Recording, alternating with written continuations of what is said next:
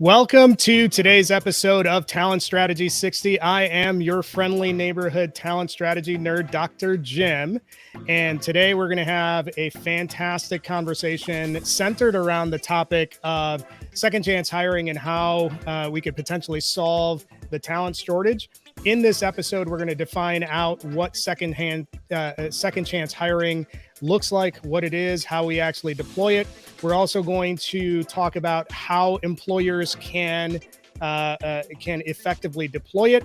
We're also going to learn what employers need to consider when launching a second chance hiring program and having it be effective. So there's a lot of conversation that we are going to have in today's episode.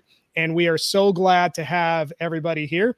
Joining me today, I have my perpetually well-coiffed co-host, Nathan Ross. Nathan, welcome to the show. Happy to be here. Happy to be back.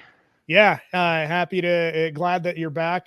Just so for anybody that's watching, if Nathan has lost a couple miles per hour off his fastball, he had COVID for the last 2 weeks, so he is back in the saddle and hosting with us. So it's going to be a really good show, and looking forward to the conversation.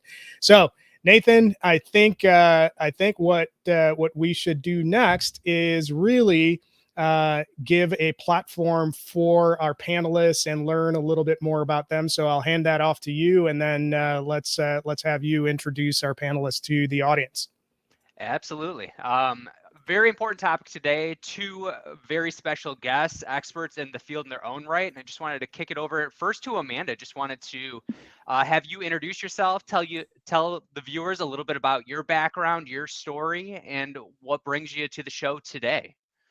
Sure. Thank you, Nathan. So Yeah. my name's Amanda Acker. I'm a formerly incarcerated person, and I have the experience of knowing what it feels like to try to get a position out in the world and having to click that dreaded box that says I have a criminal background and getting denied a lot of opportunities along the way because of that. I am also a podcast host because I want to share the stories of the formerly incarcerated to let others know that there is hope after incarceration and that no matter what we've been through, we can still have a good life and to be a voice for those who are still voiceless. Absolutely. No, thank you for sharing, Amanda. Welcome to the show. Thank you. And Shannon, wanted to kick it over to you just to give a little bit more about your background and your story as well. Yeah, thank you, my fellow Ross. And so, Yeah. my name is Shannon Ross. I, like Amanda, am formerly incarcerated. I got out about 2 years ago. I founded and now run a nonprofit called The Community, and I'm an ambassador for Represent Justice nationally. I'm involved in a number of projects across the country and locally revolving around reentry, pre-entry, criminal justice reform, decarceration efforts. I'm a fellow at Marquette University locally. I'm soon to graduate with my master's degree in sustainable peace building at UWM. I'm a business owner. I've hired people that are formerly incarcerated, so I know that experience very much. And I currently also am a part of a consulting agency that we started to help companies and organizations know how to facilitate hiring and keeping this population that is system impacted. All right. That's thank you, Amanda and Shannon, for sharing your backgrounds. And I think before we get into the bulk of the conversation, I want to call a couple of things out. And this might not be something that the audience is necessarily attuned to or aware of, but I think it takes a level of courage that both you, Amanda and Shannon, it takes a lot of courage to kind of do what you do. And one of the things that Nathan and I wanted to do is spotlight, real stories and real experiences for the formerly incarcerated, because I think there is a lot of the landscape that's out there that don't even, kind of pay attention or humanize that.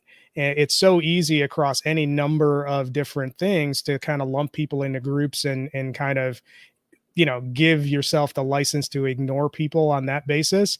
And I think one of the objectives of this conversation is to humanize that entire experience and really map out some of the ways to reintegrate once you're out of the incarceration or out of the system. So thank you for joining us. Really looking forward to the insights that you're going to have to offer. So let's set the stage a little bit. I mean, I think if you've watched this show previously, we're tackling all sorts of talent strategy challenges that exist in the world of work. And one of the things that Nathan and I experience all the time, especially from the hiring side and the employer side, is, hey, it's a really tight candidate market out there. We can rarely, if ever, find enough people to even apply to our roles. A lot of frustration exists on the part of folks that are in charge of hiring, and I get all that, and we get all that. I think one of the things that we want to do is offer some solutions that expand the candidate pool. And I think one of the things that one of the things that we see fairly regularly is sort of a lack of creativity in terms of finding those candidate pools that aren't, quote unquote, traditional. Everybody has these preconceived notions in terms of what a certain candidate for a certain role should look like, and we zone in on those sort of things. And this is where, something like second chance hiring comes into play in broadening that candidate pool. I think before we talk about the topic, it's probably important to kind of define it in terms of what second chance hiring means and how it can be deployed. So I want to get Shannon's input on, how does second chance hiring work? What's the intent of it? How can organizations start thinking about what second chance hiring can look like within their hiring strategy? Yeah, it's a term that it's kind of, I guess, a bit controversial in our space. About some people don't feel that second chance hiring is appropriate because a lot of people haven't been given a first chance. But beyond that, small detail with the terminology, it really just refers to giving individuals from the population of those who have criminal records a chance, the same way you would give somebody who doesn't have a criminal record a chance. And, in that space, there, like you mentioned, humanizing is a huge part of it. There's that label that is so strong that just a person hears criminal record. And if they are willing to give you a chance, often they'll go to the next stage of what did you do? What kind of crime? Instead of actually just seeing who you are, point blank period, in front of them right now. The thing that I like to point out a lot of times with people when they bring this up, and this fear and the way that the bias is there, and that's oftentimes what's really controlling things, is you don't know the background of anybody that you're at work with. You don't know the background of a lot of times your own family. And so we find that out constantly when somebody does something and it's like, oh my God, I can't believe my neighbor did this or my brother did this. And so, there's just a lack of comfort with the fact that we don't know anybody's background. But when you hear criminal record, suddenly you think you know everything about that person, and you don't. So just not letting that simple label be so controlling on you and biasing yourself, having an understanding of that, I think, is the first step a lot of times in this issue of realizing that it's not the person or what they did that's so much the problem. It's the way you've been socialized to take that term criminal record and run away. And so stay a little bit, listen a little bit. You'll actually see some very valuable people if you fight through it. So it's you make a really interesting point, Shannon, and Amanda, we're going to come to you in just a second. But I think the part that struck me about what you just said is that we make a lot of assumptions based on any number of criteria, and this is just one of those things that we might make assumptions on. And the reality of it is that if you really want to, my argument, and Shannon, let me know what you think about it. As much as we can possibly do, our argument from a hiring perspective, or our mindset from a hiring perspective, should be fairly binary. Do we think that this person can do the job or not? Do they have the knowledge, skills, abilities, or makeup to do the job or not? And if they do, we have to give people an opportunity to have a seat at the table. That's my thinking. What's your opinion of that thought process, and whether that thought process is an effective one that more organizations should adopt? Yeah, definitely. That's a good rubric to go off of. I feel there is an understanding that a lot of us in this space sometimes as employees or job seekers don't respect the employer side of it. And the KSAs aren't always the only thing. You will have a concern for liability. You know, that naturally is going to be a concern that companies need to have about, is this person going to come on and do something that I'll get sued for? Will somebody get hurt? And I think when you look at that and you say, okay, again, everyone coming in could possibly be a liability issue there. And there's this really ironic way of those that have criminal records, those that have violent offenses or those that did a lot of time in prison, in my experience, by and large, are much more humble, calm people that are not at all looking to have any kind of an issue. So I have a respect fully for the employers looking beyond just KSAs, but I would say as a response to that, again, you can't just assume that a person who has a criminal record is going to be a liability issue. Just like anybody you get, it's there's going to be a risk to some degree. And so you'll get to know them over time, but the environment they come into will then have a lot to do with whether that's actually going to be a liability. So what are you doing at your own company is huge as well. So I think there's just a respect there to have for the employer, but it definitely can't be a reason to not bring somebody in because of that, over KSA type of concerns. Makes sense. Amanda, I want to make sure that you get an opportunity to kind of define out what second chance hiring or fair chance hiring looks like from your perspective. And so floor is yours. You're on mute right now. So just go ahead and share your thoughts on it. Yeah, I mean, I agree completely with what you and Shannon have both shared. I feel that, from my perspective, I've been out of jail for 13 years. And, I still have to go through this bias. I had an opportunity about 3 years ago where I had the job. They offered me the job. Everything was great. They loved me, but then they did that criminal background check and it was rescinded. They didn't ask questions. They didn't care to get to know what happened. They just saw that I had a felony conviction and that was enough for them to not want to hire me. And that I don't feel that that's okay because I obviously had the KSAs, as you were calling them, because they offered me the job.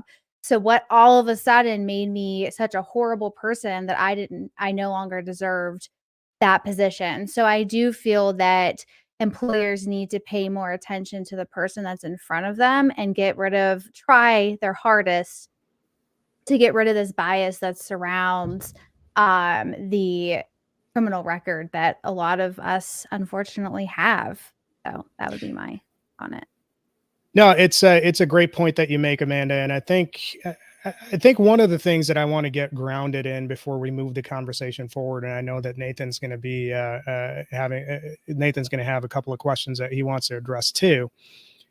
Why are we talking about this in the first place? And this is a question that I'm asking out loud. Why are we talking about this in the first place? I mean, some people out in the world might be making the argument that, okay, well,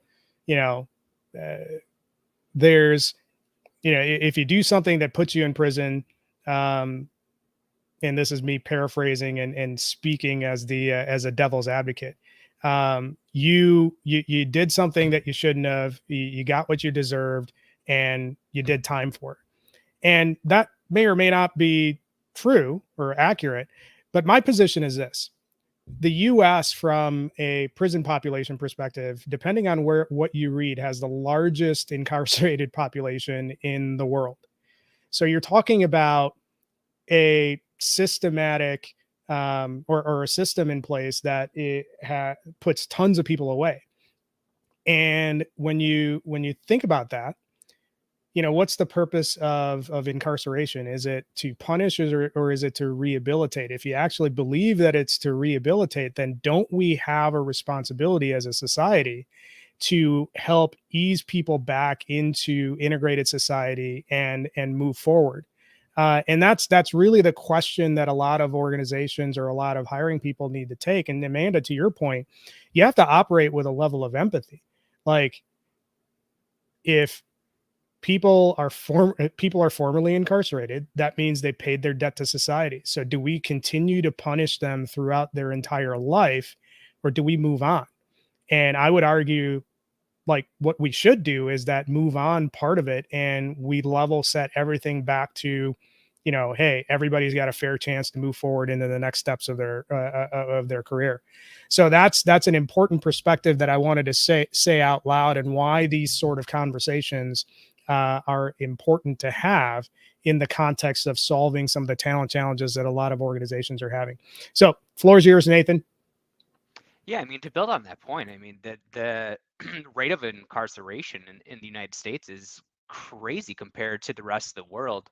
And if you're not spending a little bit more time digging into, or at least thinking through why that is and the profit incentive behind some of these systems, I mean, and I think that just goes back down to what you mentioned earlier, Jim, is just that empathy for some of these individuals who are coming out of serving time. And one other question that I wanted to pose to Shannon, just changing topics a little bit here, is from your perspective, what do employers need to consider when starting a second chance hiring program?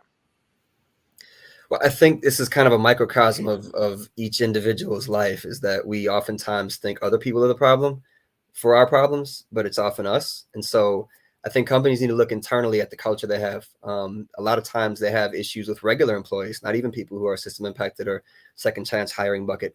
And so if the culture of your company is one where people are not working together, they're not feeling, listened to, there's not much communication, there's a lot of divisiveness and just micromanaging or other ways that can really take the morale of an employee or a staff down, then that's probably going to be even doubly hard on people who are system impacted coming into your company. And so more specifically for those, when it comes to second chance hiring, is that not only having a good healthy culture is important, but having people that are in your company understand the importance of that empathy, of why that empathy is not just some gushy liberal stuff. It's an effective policy all around to live and to operate a company, and to just move with other human beings in general, who we've all done things that another person could just categorize us as and disregard us for.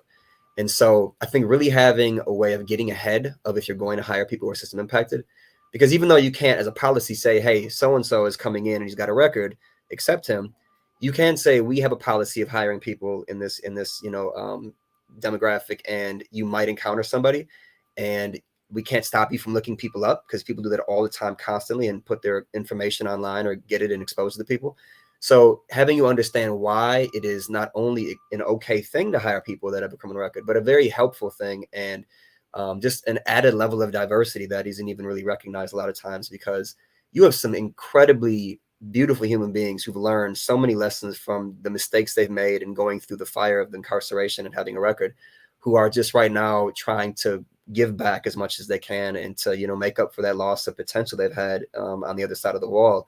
So you're just losing that out if you don't embrace that, and if you don't take on the grander lesson of empathy for other people means empathy for yourself. And we all do better and move better and feel healthier with that type of a culture.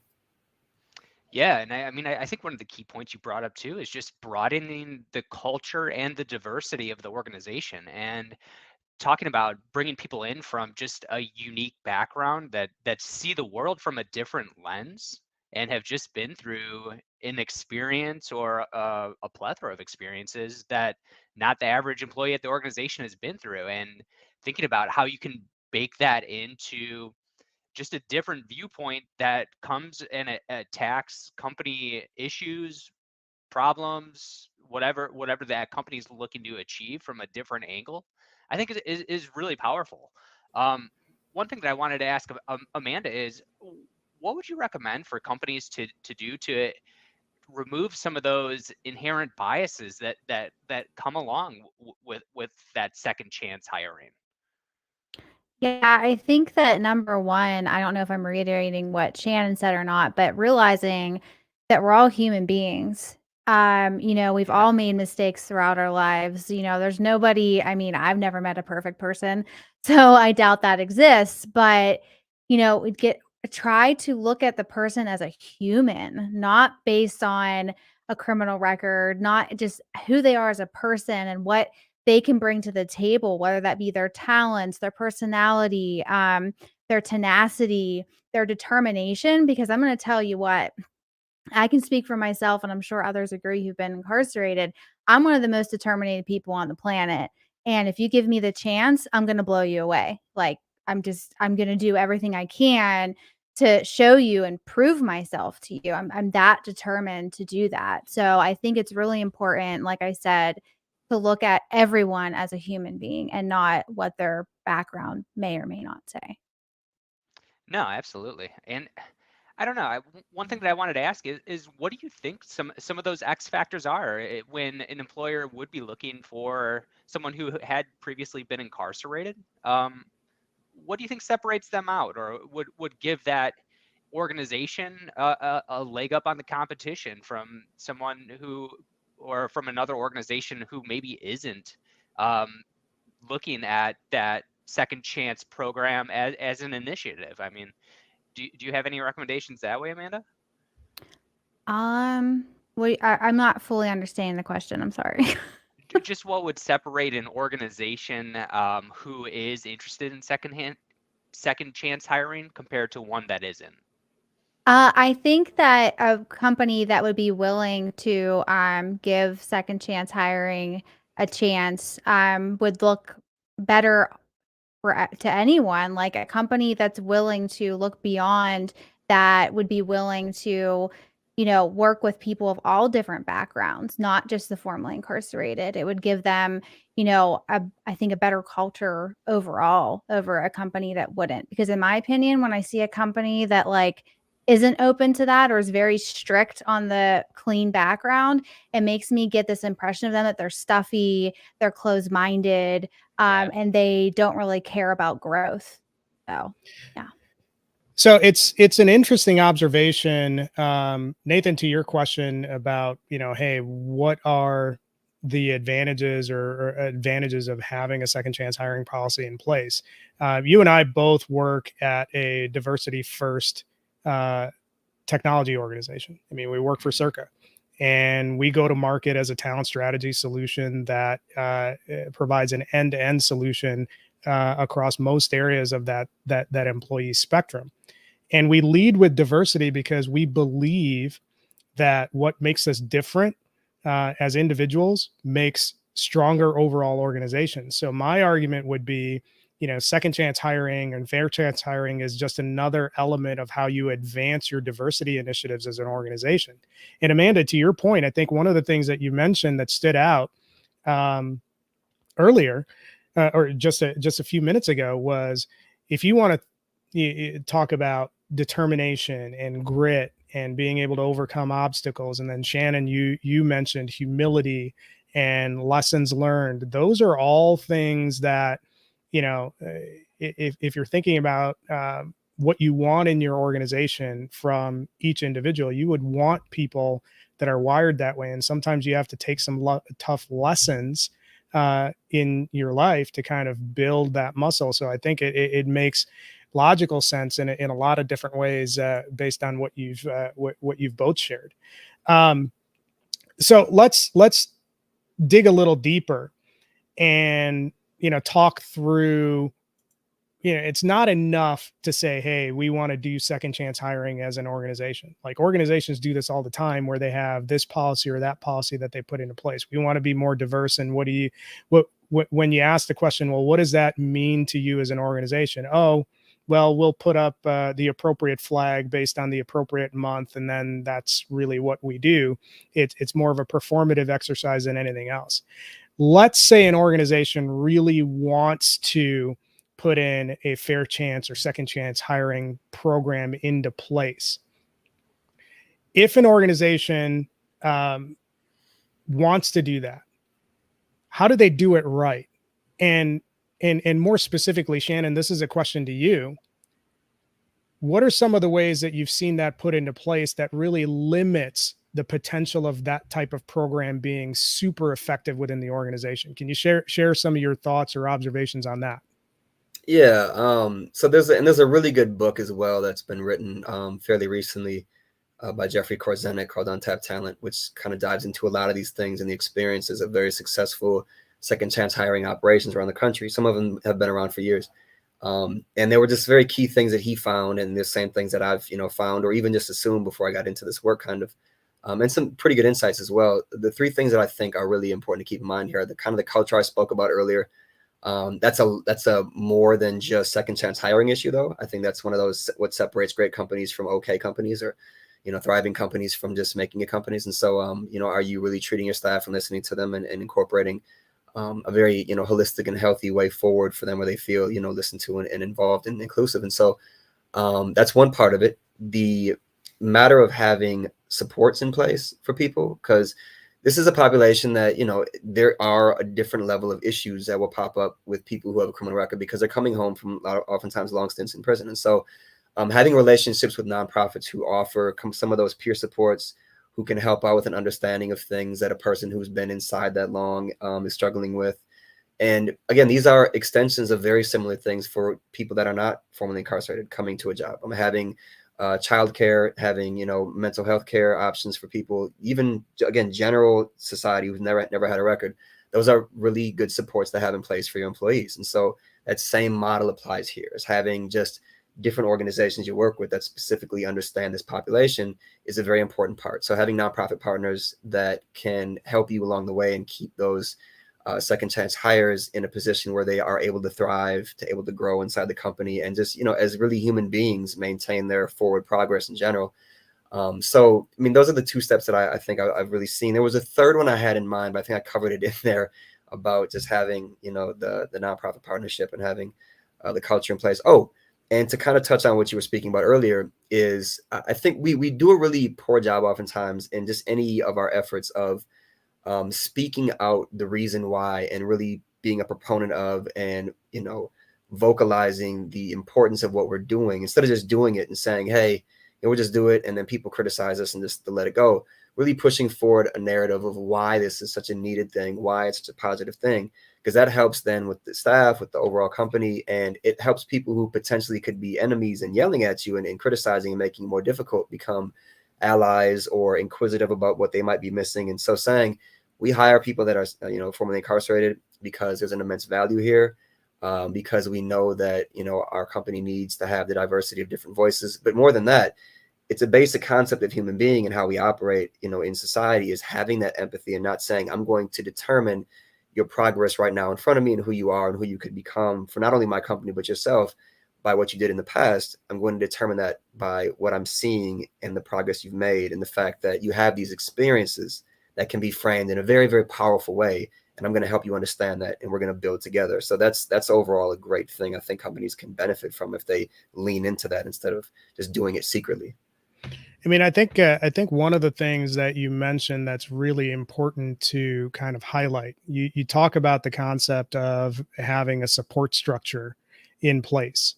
And I think that's valid for every employee. You mentioned issues of childcare, you mentioned elements of mental health, well-being, those sort of things. That should be something from an infrastructure perspective that exists for all employees, and second chance hiring and fair chance hiring rolls into that.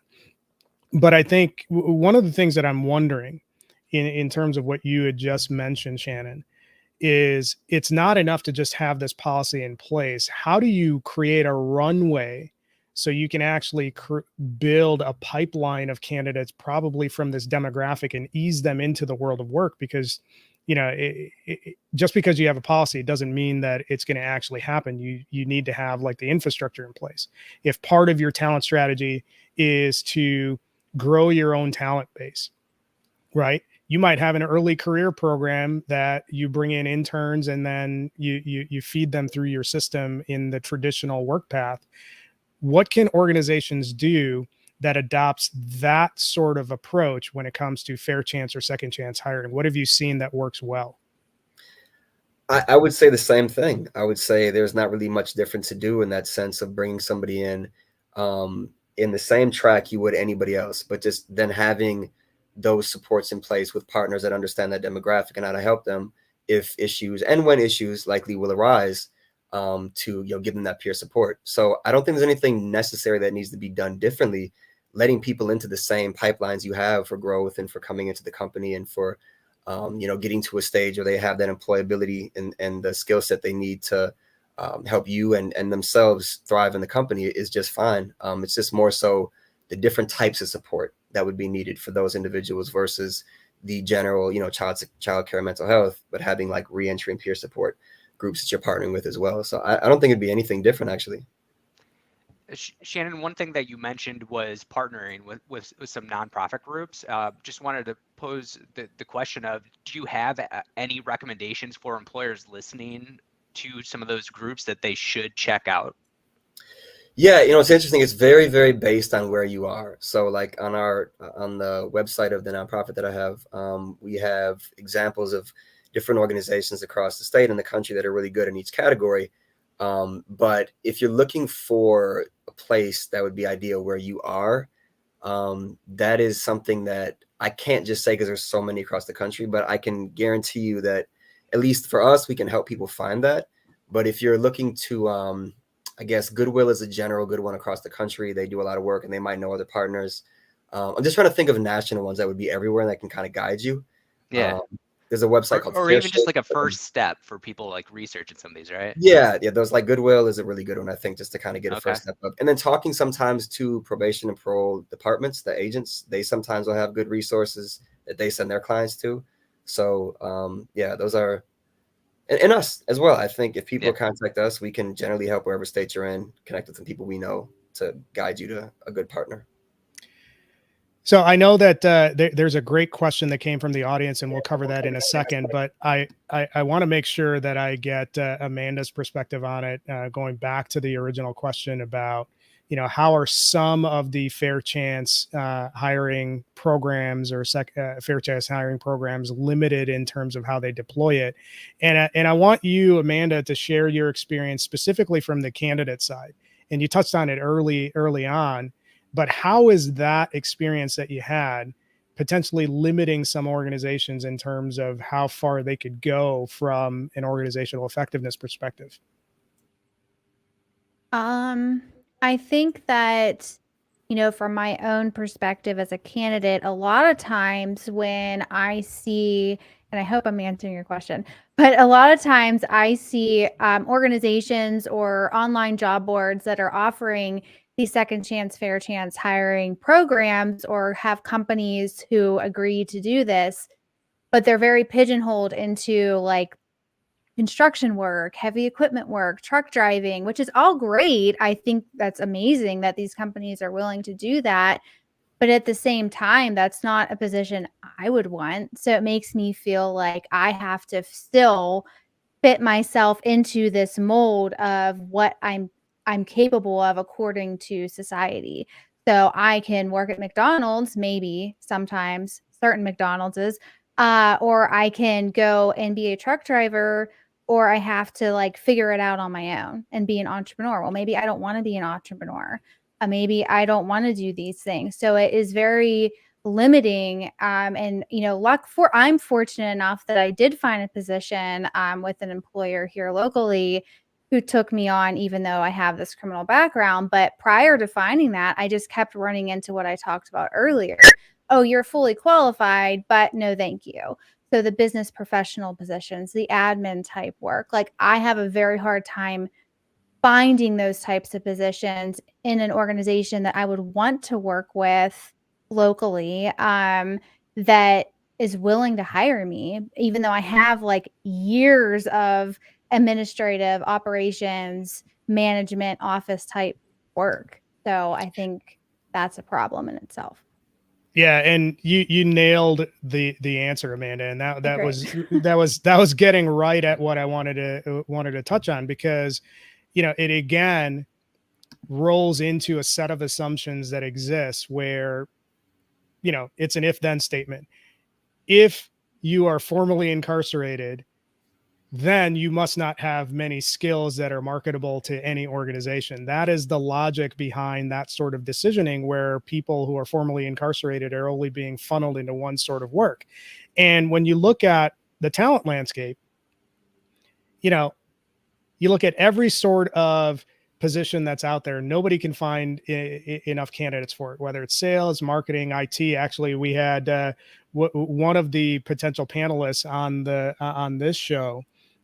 He couldn't make it due to some constraints, but Miguel Nieves, who was going to be part of the panel, he's an IT professional that, because he's got a record, he goes through interviews from a programming perspective, a business analyst perspective, a project management perspective.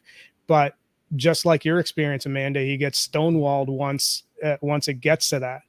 And organizations are missing out on, phenomenally talented people by just being, so tied to just funneling into a particular type of work versus, let's evaluate people on the merits of their skills or their capabilities versus, this, because they have this blemish, they're only eligible for this sort of work. So that's a great call out, or a great explanation.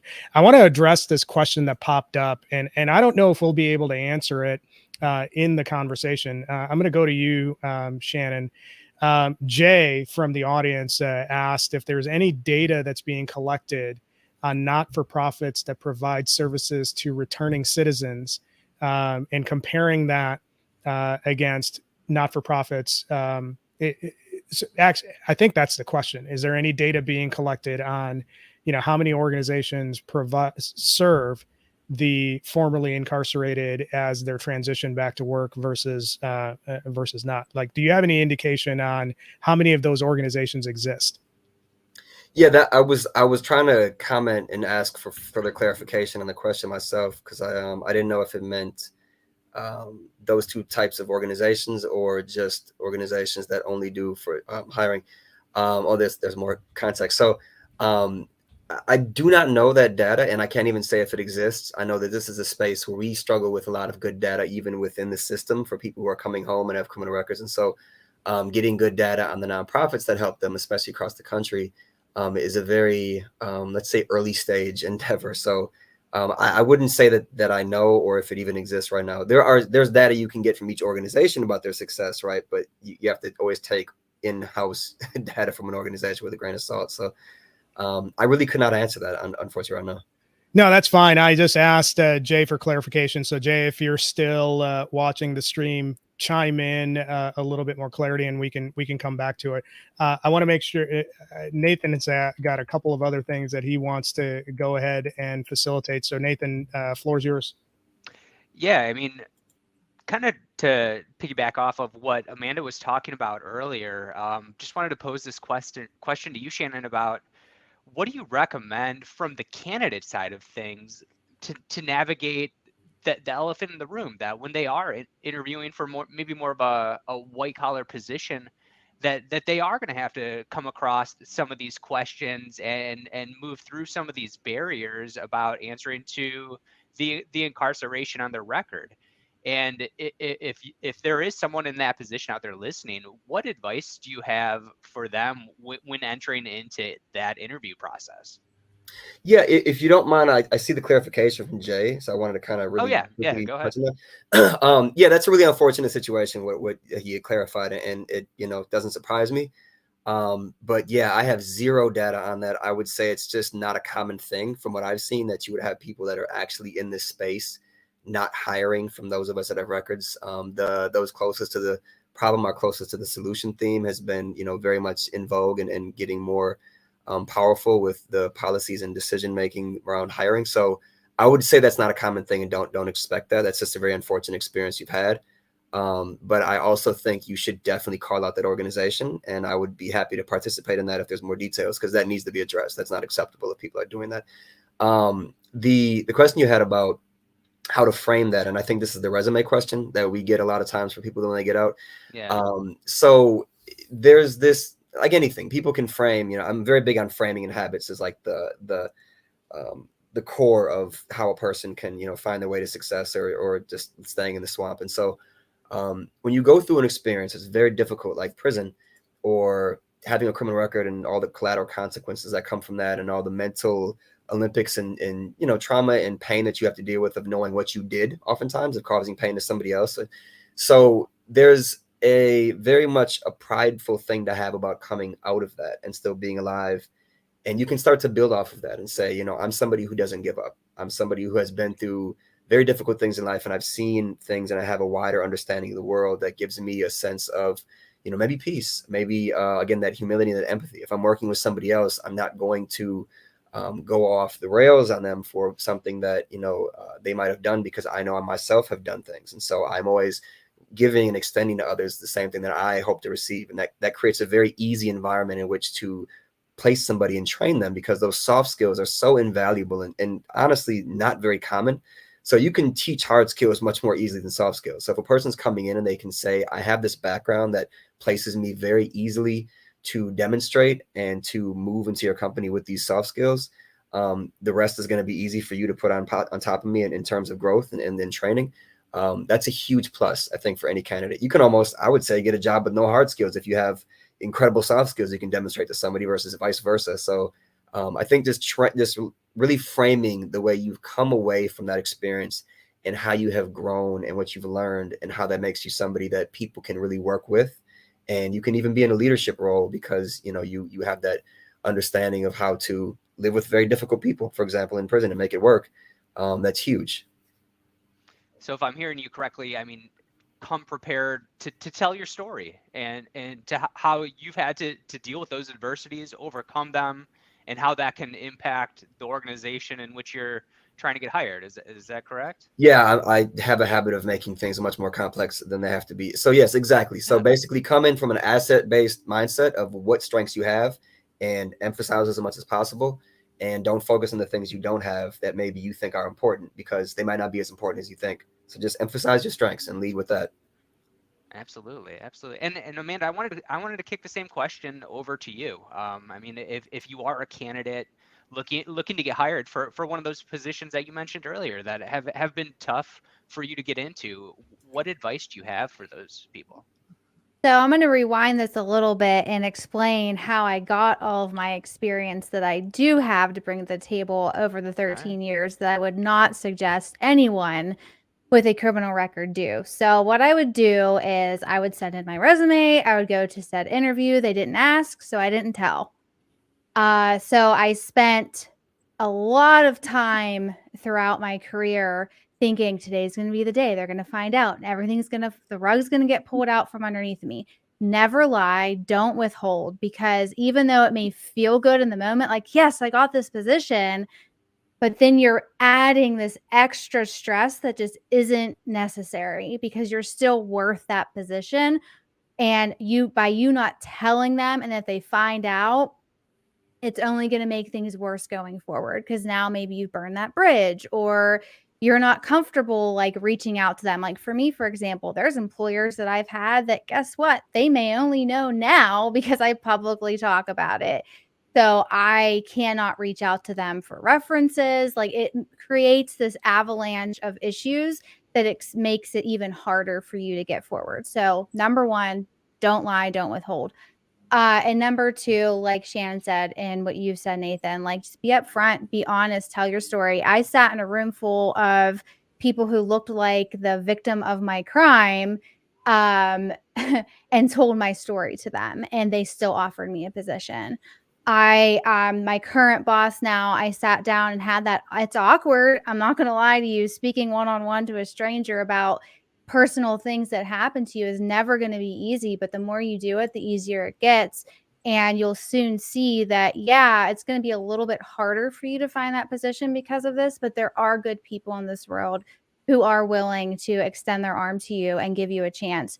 So it's all about honesty, being upfront about what happened to you, and just sharing those skills that you actually do have to bring to the table. Like Shannon, you have both said, it's so important. Just please don't do what I did for over a decade. It caused a lot of undue stress to me and to my family. So just know that you're worth it, and you can tell your story and still be something in life other than a construction worker or fast food.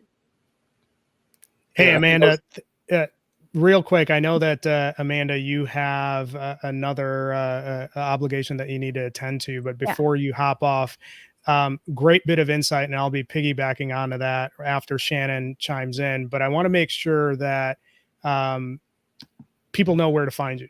So what's the best way to connect with you, and where can people find you if they have more questions or need support in any way regarding this topic? Yes, LinkedIn's the best way to get a hold of me these days.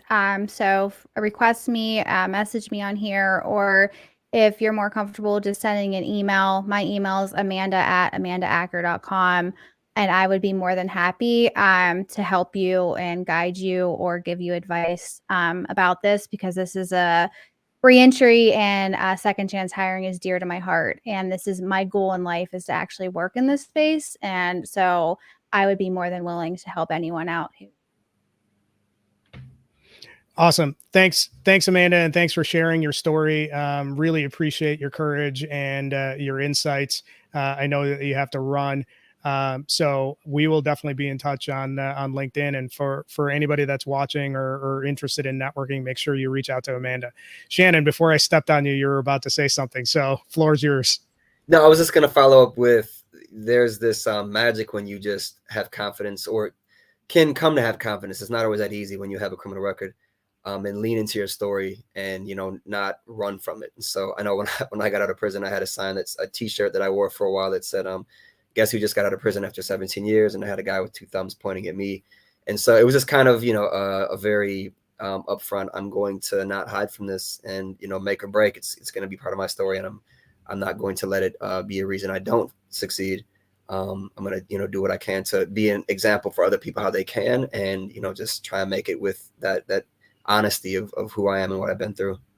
I think that's a great point, Shannon. I mean, to bring your full authentic self to any sort of interview process and to share that vulnerability. I mean, for me, forever, I would hide from vulnerability just because I thought it would make me weak, right? And I think that's like the surface level reaction, especially just being a male in the world, thinking I can't share any sort of feeling or anything like that. But once I started to embrace more vulnerable parts of me and share difficult stories in my life, I really felt how that would resonate with the other person who I was speaking with, or the audience on the other end of that story.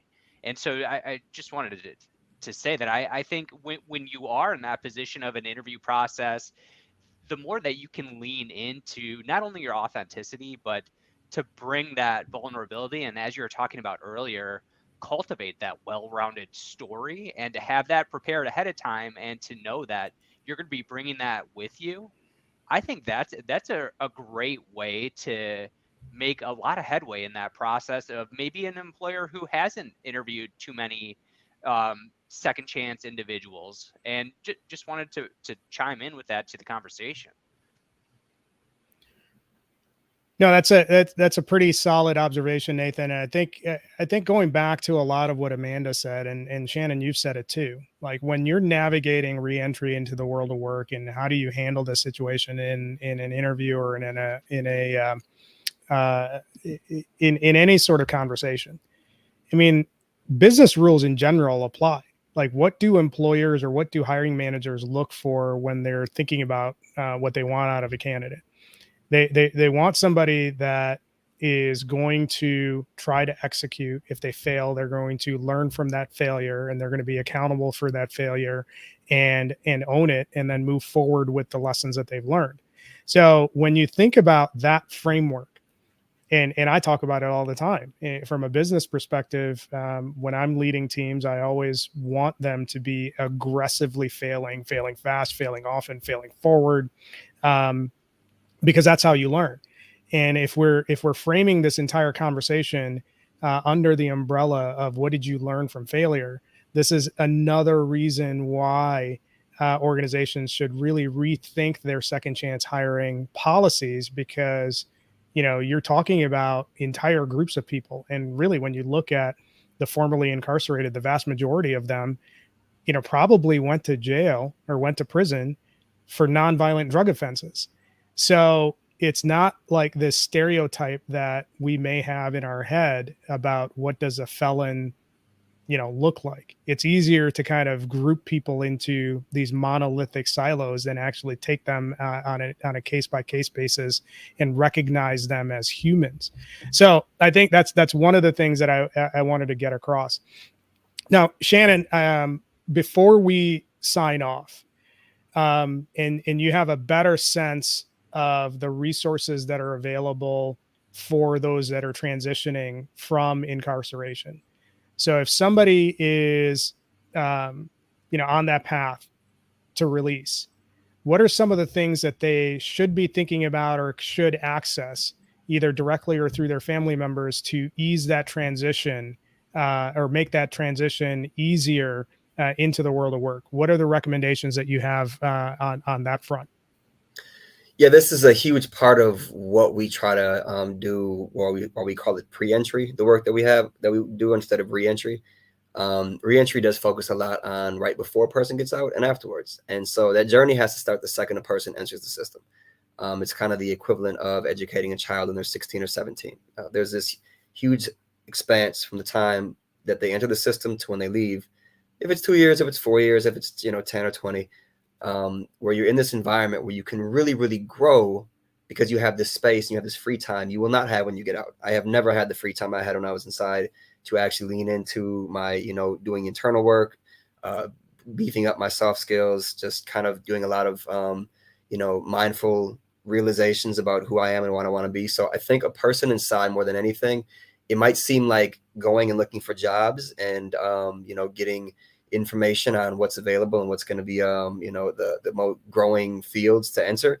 I think it starts well before that. You have to be the type of person that can keep a job. You have to be the type of person that understands what it means to work with other people, to take feedback, as you said, to fail and be okay with that and see the beauty in a failure. So really looking into who you are and what is not going to work with you right now in an environment. Jobs inside the prison system, those are really good practicing grounds to become a good employee and become a good entrepreneur, whatever it may be. So I think it's well before you get out, you need to start looking at who you are and how you interact with other people, and can you handle and how do you improve the way you handle difficulty, failure, adversity, because that's going to make or break, your ability to get a job and keep a job more than what's available, what's a growing field, and who's likely to hire you. Yeah, I wanted to follow up too, Shannon, just on that question to have you talk a little bit more and speak on the paradigm shift and just what you provide to the community through your organization that way, and how people can best benefit from that. Yeah, so I kind of have a number of hats. So in this space, I've got the nonprofit hat and the for-profit. The paradigm shift is our for-profit consulting firm. So we help mostly larger organizations, outfits that are just hiring, even if it's smaller. I shouldn't have said larger, just organizations, understand how to employ people that are, in the second chance hiring area, how to keep them, how to thrive as a whole partnership between the company and the individual. But we also just try to help people find out ways to better address problems they're having with, criminal justice space, with reentry. So it's just a very broad way of helping individuals in this space, whether it be second chance hiring or reentry or criminal justice reform, with that voice of individuals who are system impacted, to know how they can maybe move better and make better decisions, just going forward with their efforts. The other side that I have, the nonprofit, does a lot of work in that space of helping people while they're inside.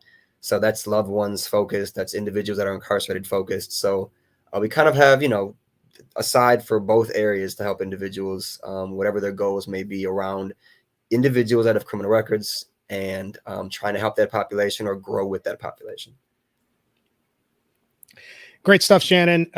This has been a really strong conversation. I appreciate the insights that both you and Amanda had brought to the conversation. Before we wind things down, I want to make sure that people know all the different ways that they can connect with you. So share with the audience and those watching what are the best ways to connect with you, and where are the key areas that you can potentially help them move their second chance hiring, fair chance hiring policies forward? Yeah, I think the simplest way to connect with anything I'm doing and myself is just on LinkedIn. I think all the stuff that I'm doing is connected on there as a URL to the different things, and I think it's pretty laid out as to the efforts I'm involved in and where I can be valuable.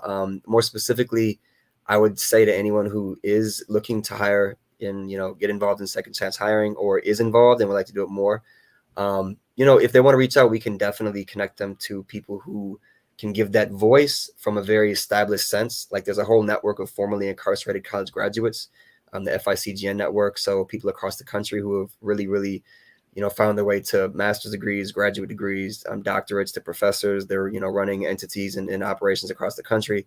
We can lean on just our network of people we know that are very successful. So we can give you insights as to how to move forward in really any way it would be with this population in a variety of different fields. So it's just a very, very broad ability to help. I would say on LinkedIn, connect with me if you are looking for any help. And if we can't do it, I'm sure we know a partner that really would be able to help you. So yeah, LinkedIn. Awesome.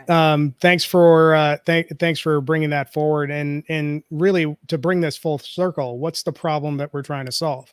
The problem that we're trying to solve is sort of twofold. On the employer side, there's not enough candidates for the roles that we have open. So how do we get more applicant volume and more qualified candidates to consider working for us? That's the employer question. On the employee side, there are entire legions of formerly incarcerated citizens that don't have access to all the different types of jobs that exist out in the world. So if you're really serious from an employer perspective about solving some of these talent issues that you have internally, that's where we bring these two groups together and rethink some of the biases that we've had as employers and talent strategists to move everybody forward. So this is great stuff, Shannon. I appreciate you hopping on, and Amanda no longer had to hop off, but she offered great insights too. For those of you who are watching online or watching the stream online, we appreciate your support. If you liked the conversation, if you have ideas for future conversations, make sure you reach out to Nathan or I on LinkedIn. You can find Nathan and I on TikTok and Facebook and YouTube and all sorts of stuff like that. So we're everywhere. So make sure that you reach out, however your preferred channel is, and give us that feedback. One of the things, obviously, you can reach out to us at Circa as well, because that's where we work. Nathan and I are colleagues. But we appreciate the conversation. We appreciate the support. If you like the show, tell your friends. One of the things that we are going to be doing every week is introducing a new topic. Next week, we're going to have John Graham, who is a best-selling author, coming on board to talk through how to make a talent attraction flywheel. And that's going to be an important conversation. It's not going to be exactly what you think based on the title. So that's going to be an exciting show, but we have shows lined up with great panelists offering insights on how any talent strategy professional can level up their game and broaden their ability and strengthen their ability to find the talent that they need to go to the next level. So appreciate you joining us for Talent Strategy 60, and tune in next week for another great show. Shannon, thanks for hopping on. It was great chatting with you. Thank you for having me. The Ross brothers. All right. Everybody have a good weekend. Thank you for your support. All right. See you at the reunion, Nathan. There we go. See ya.